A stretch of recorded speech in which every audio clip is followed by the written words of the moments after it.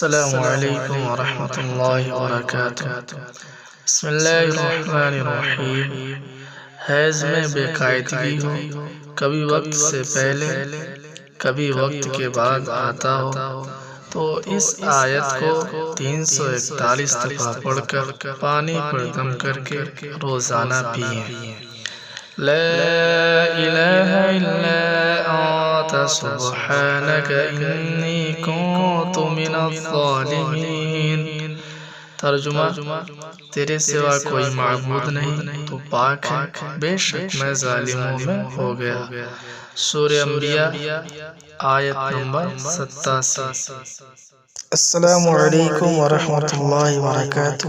پیارے دوستو، ایسے ہی اسلامی دعاؤں کے لیے ہمارے چینل کو سبسکرائب کریں۔ جزاک اللہ۔